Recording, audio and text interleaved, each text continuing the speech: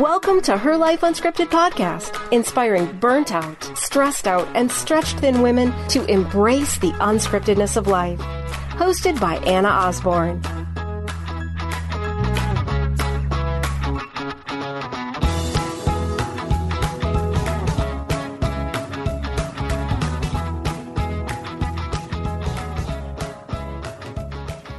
Hello, ladies, and welcome to Her Life Unscripted, episode 66. I am your host, Anna Osborne, and I am really joyful to be here with you all at the last week of July as we wrap up our Let Freedom Ring series. So it is a beautiful hot day in Northern California. And yeah, I'm excited to be here with all of you. So I hope that you are doing well also. And I am looking forward to diving into today's topic because it is one that continues to perplex me. And so I am hoping that throughout our time together today, I can flesh out some ideas and make some more sense for myself and hopefully for you guys so that we can battle and have freedom from what we're talking about today. So that is what's going on the podcast today. In terms of housekeeping, let's see what's going on. Yeah, last week of July, it feels like we are starting to wind down summer, which honestly, I feel like we just started summer. It's crazy. My kids' preschool went until actually the last week of June. And they start kinder in the fall, but the fall is the second week of August. So literally they've only had about 5 weeks off, which is fine. That's not a big deal. They only go to part day anyway, but it's like, oh man, we just started summer and already we are looking at starting kindergarten. So it just feels like it's, has been a little bit shorter than I would have liked, but we are rolling nonetheless. We had a beautiful trip up to Lake Tahoe last week, which I think is my happiest place on earth. I love Lake Tahoe. For those of you that are not in the area, I encourage you to put it on your bucket list. Lake Tahoe is one of the most beautiful places in the world, and I am truly blessed to have it less than 2 hours away. And it's a place that, whether it's summer or winter, is just absolutely gorgeous. I love the energy there. And literally Tahoe's down in the valley for those of you that don't know.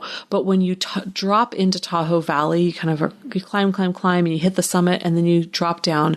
There is this sense of just peace that comes over me. And it is a place that I simply crave if I haven't been there in a long time.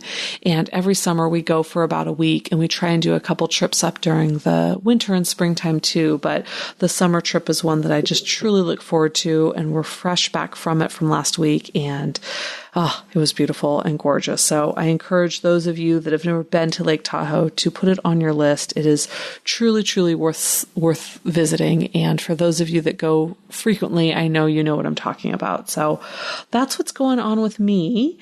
And yeah, I think that's it for right now. I'm excited about our topic. And so I'm just going to go ahead and dive in.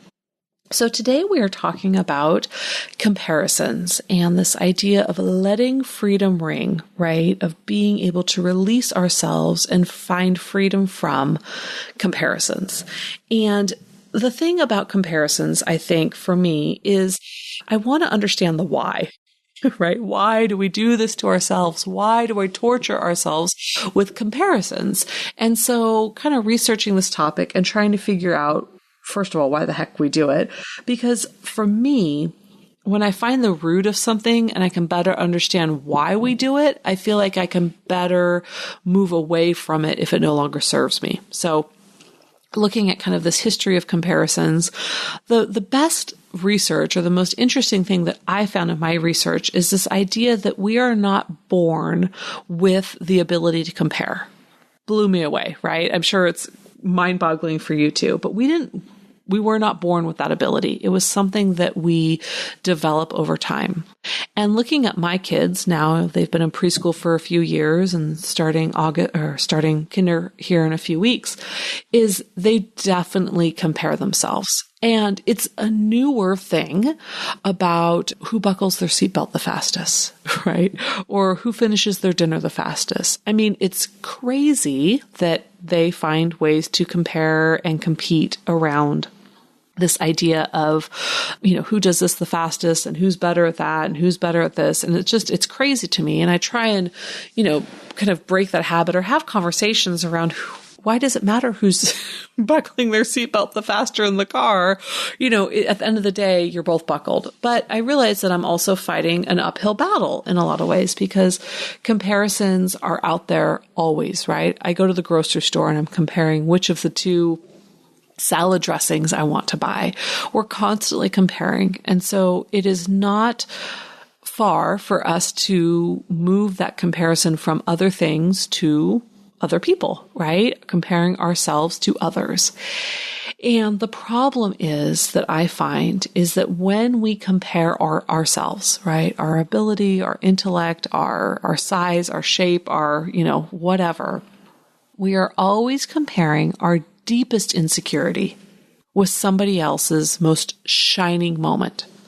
And that's just the truth of it, right? There's never a time, well, I guess there are times, but that isn't healthy either, where we're comparing our best to somebody else's worst, right? Which is equally unhealthy.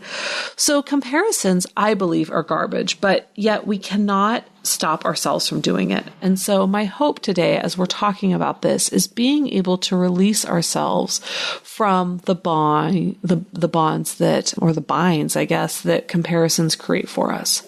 Because the problem is that with comparisons, we are looking at different as better or worse, right or wrong. And I believe that different is just different, that there should not be a judgment or a value placed on different. There's the way you do it, there's the way I do it, and both of them can be equally right for us. So let's slow down here for a second. If we think about comparisons, comparison to me feels like just a fancy way of saying compete, right? We're measuring whose stick is being thrown the furthest. We are competing to see our ability, which one is better, which one is worse. And so if we stop using the word comparisons and we start using the word compete, does it help us or allow us to move away from constantly being in competition? I don't know. It's just a thought, right? That if we stop using the word comparing and start using the word competing, will we become more acutely aware of how toxic it is? I was talking with a friend today and she was saying how, she's the competitiveness that she notices in her kids and her family. And that's not necessarily a bad thing, right? Comparison or, competition, we see it as, okay, well, it's kind of fun. But the problem is sometimes it sucks the fun out of everything when there constantly has to be a winner rather than just everybody working together to raise each other up. So I don't know the answer to the question if using the word compete instead of compare will allow us to be more aware that we're doing it constantly and hopefully move away from constantly trying to, push ourselves up and push somebody else down. But it's a thought, right? But I think the other piece that really stands out to me is this idea of if we are constantly comparing and we can't shake ourselves from it. Let's say I've tried to stop comparing, but I'm cruddy at it. I can't stop doing it. How do we still have freedom from it? And I believe that we really can still have freedom from it, right? And my thought is this, a couple things. One, if we are going to compare, if you simply have to do it, right there, you've tried everything and you still have to compare because it's just the way that you're wired. I want to encourage you to compare yourself to yourself. So let me elaborate there for a moment. When we compare ourselves to ourselves, it really is the most accurate measure, right? Because it's comparing like things. Comparing ourselves to somebody else is comparing unlike things, right? We're comparing apples to oranges. But if we compare ourselves to ourselves, a couple things happen. Let's say we compare ourselves to who we were 6 months ago, 6 hours ago, right? 6 weeks ago, 6 years ago. Most of the time, when we compare ourselves to ourselves, we're able to see how much we've grown, whether it's internally, externally, like what we've done to better ourselves, to stretch ourselves, to, just kind of grow when we compare ourselves to ourselves. And if we do that comparison, if we have to compare and we do it, that when we compare ourselves to ourselves, what actually ends up happening is if we don't see a positive growth or a positive improvement, right? We actually can use that as an ability to kind of check ourselves, right? Like you've heard me say this before, but I'm a big believer for me that I want to be congruent between who I see myself as and how I show up in the world. It does me very little good to show up in the world negative and pessimistic and believe myself to be an optimist, right? It does little good because I'm deluding myself, I am fracturing relationships, and I'm holding myself back. But if I see myself as a positive person and I'm actively working to be aware of how I bring that energy into my daily life, then I'm going to have congruency, right? There's congruency between who I believe myself to be and how I show up in the world. And so the same is true too, that when we compare ourselves to ourselves and we realize that there is an incongruency, that the difference between who we used to be and who we are now isn't something that we're proud of, we can make the necessary adjustments because it's ourselves. You know, when researching this topic, one of the things that really stood out to me in this idea of comparisons was that when we are comparing ourselves, the toxic thing about it, or the thing that just goes so, simply wrong with it, is that we're putting the focus on the wrong person. You can control one life, and that is yours. And yet, when we're constantly comparing ourselves to others, we are wasting precious energy focusing on other people's lives rather than our own. Comparison results in resentment. So I'll include the link to the article of where I got that quote from because I believe it's absolutely fantastic and I don't want to take credit for it. But let me say it again. Comparison puts focus on the wrong person. You can control one life, yours.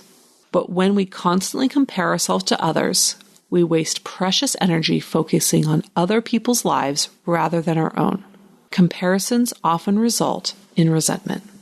And I honestly would say that comparisons always result in resentment because either we're comparing ourselves to others, we're comparing our deepest vulnerability to somebody else's most shining, brightest moment, and we're feeling resentful that we can't have that, be that, whatever the case may be, or we're comparing our strength to somebody else's weakness and we're coming out feeling glorious out of somebody else's misery, which is just garbage. So I really believe the sense of power, the sense of energy comes from focusing on our own life. We can't control any other person's life. We can only control one, and that is ours.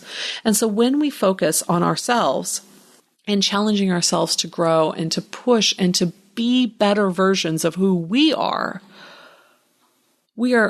harnessing that precious energy by allowing ourselves to be filled up with it because it is precious energy, right?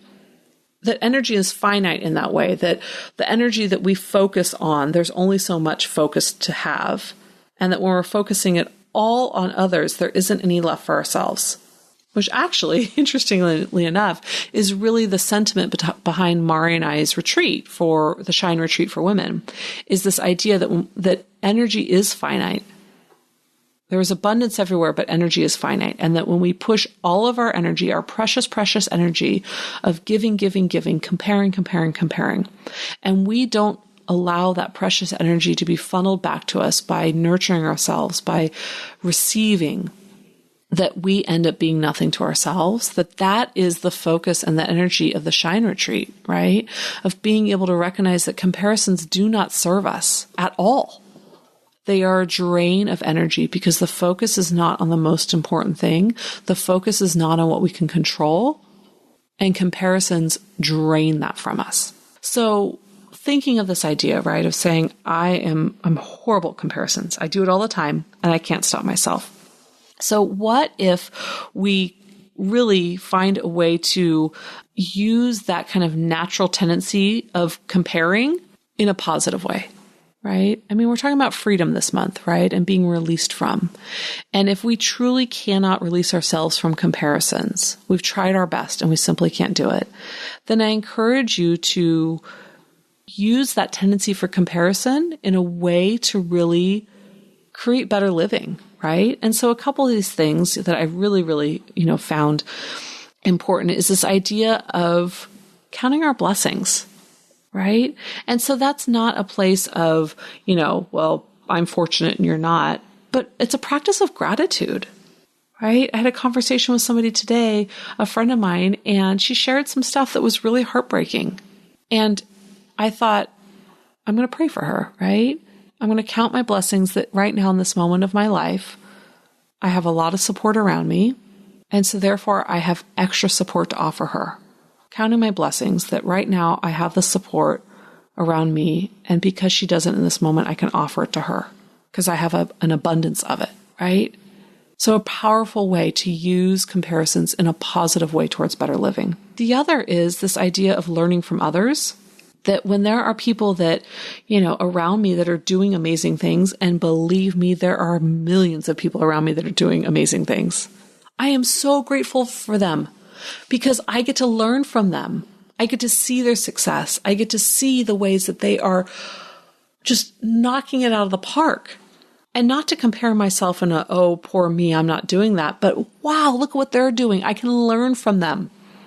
I can use their successes as ways to motivate myself, to inspire myself. And then when you're seeing somebody excel, it's not oh my gosh, I suck. It's wow, look what I can learn from them. And so again, using comparisons in a healthy manner. And another is being able to really respect the good qualities that people have. Is that there are many people out there doing really amazing things. And instead of thinking, wow, they've got that great quality and I simply don't have that, of being able to really notice their strengths. My business partner, I love her to death, and we are a perfect complement to each other. She has this creative brain that fires so much differently than me, whereas I have the ability to kind of organize and execute. And literally, I will call her and say, okay, this is what I'm wanting to do. I need a creative idea. Go. And she literally will call me back and say X, Y, and Z. And I'll go, perfect. I've got it covered. And then I'll execute. And it's this cool little think tank we've created. And so there's part of me that could compare and say, oh my gosh, her creative brain works so much differently than me. How does she think of all that? And woe is me. But instead, I respect her good quality. Her brain works differently than me, and I am so blessed to have that brain in the partnership of our think tank. And so really, it's recognizing that, this tendency to compare, we may not be able to be free from it in the way that we will stop doing it because it's something that has just now become part of our nature, but we can harness it and use it as a way to create better living. And that's really my intention from today's podcast, is recognizing that comparisons are all around us. I mean, you turn on TV and advertisements are all comparisons of why this is better than that. I was watching TV the other day and the commercial for, I guess it's Sprint came on. And this new Sprint guy is the old Verizon guy, right? Which I'm so interested of how much money he got paid to convert to be the new Sprint guy. I need to research that. But that right there is a comparison. I mean, his whole thing is he's clearly recognizable in the black blazer, but he's got a yellow shirt instead of a red one now. And so he's now the Sprint guy. And so he's able to instantly move into a place of comparison of why you need to have Sprint as your mobile carrier versus Verizon. We are being fed comparisons all the time. And so if you feel it's unrealistic for you to stop comparing, totally fine, I understand it. But how about we use that tendency to have a better ability, a better handle on it, a better way to harness that energy by celebrating other people's strengths, by counting our blessings and having gratitude for what we have in front of us, and by using it to learn from others. And that really is my challenge to you. I will include the link from where I got that quote from because it is a cool little guide on how to, kind of help yourself if you're struggling with comparisons. And yeah, I want to encourage all of you guys, if you are listening and you feel like you're struggling with comparisons or it's something that's just plaguing you so much, reach out, right? Or come to the Shine Retreat. Come and be in the moment and work with us, with Mari and myself and all the other beautiful, amazing women there to learn from, to gather strength from, to be inspired by, and to be able to count your blessings. So I encourage you, we've got a few spots remaining. I know we are going to, selling out here quickly because we've just got a handful of spots left. I would so love for you guys to be there. So I encourage you to head over to the shineretreatforwomen.com and look into joining us. But most importantly, I really, really encourage you to find a way to use that tendency to compare as a way towards better living and freedom from the toxic side of comparing. Thank you so much for letting me into your worlds, into your hearts. It's always an honor and a privilege, and I cannot wait to talk to all of you soon. Want to learn about the latest retreats, workshops, and speaking events hosted by Anna? Head over to herlifeunscripted.com to get in on all the juicy details. Don't forget to subscribe, rate, and review the podcast so we can continue to grow our amazing audience. Lastly, be sure and send in your voice feedback via the SpeakPipe app or to Anna@herlifeunscripted.com. We can't wait to hear from you.